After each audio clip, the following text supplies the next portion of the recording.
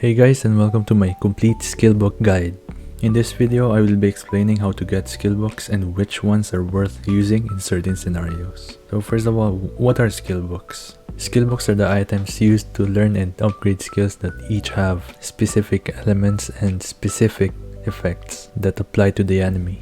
So there are two types of skillbooks, special and passive. Special skillbooks are element specific and can be slotted into your deck. It can be used to deal damage and can stun or apply debuffs to your enemies. On the other hand, passive skillbooks can be used to learn or upgrade passive skills that give conditional buffs and increase specific stats, which in some cases can also apply to everyone in your party. And remember, each class has 5 unique special skills and 4 unique passive skills, which is indicated by the weapon icon when you go to your skills section. But where do you get skill books?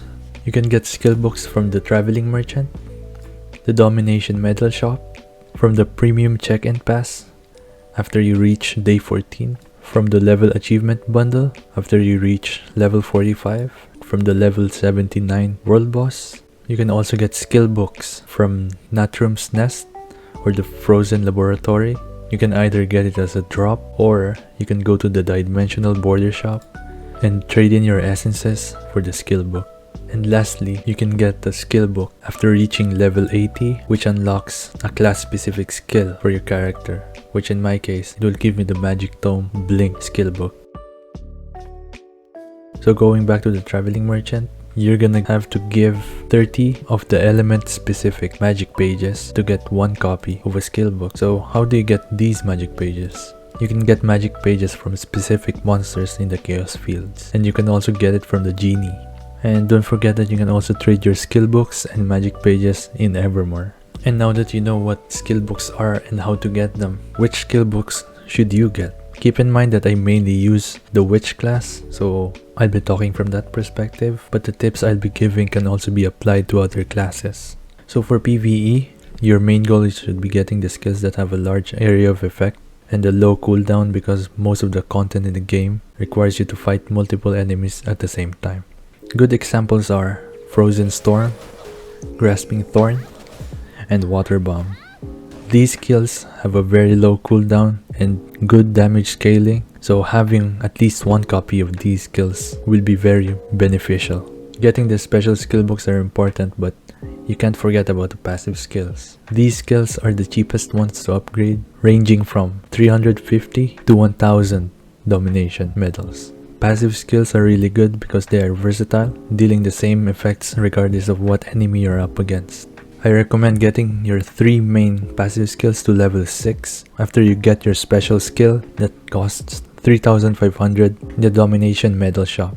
In my case, I bought Deadly Spike and then I upgraded Crush Armor, Rapid Pulse, and Attack Aura. For the Witch class, these skills are really good because they reduce the armor of the enemies. For example, the Crush Armor decreases enemies' defense by 2.67% for 6 seconds, and it can stack up to 5 times, which is really good.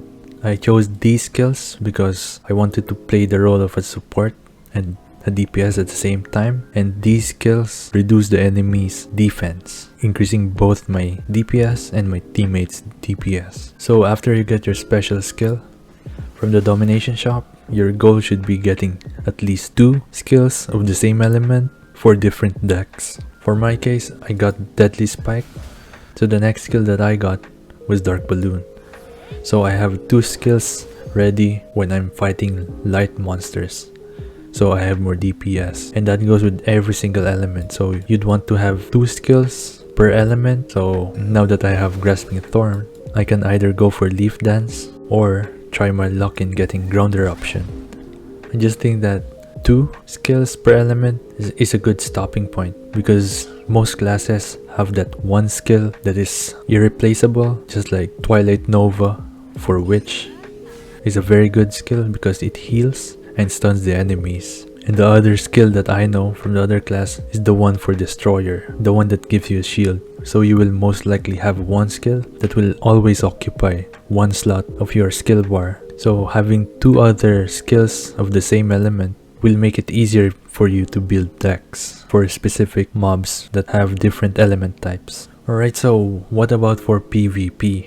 I have tried out the Lava Valley Arena, and from what I see, most people are using skills that have really good crowd control. So you'll see a lot of people using Grasping Thorn, using Lightning Orb, and some people even use Shadow Disc, because once you get caught in a stun, all it takes is for their teammates to follow up with more stuns, and it almost always guarantees a kill.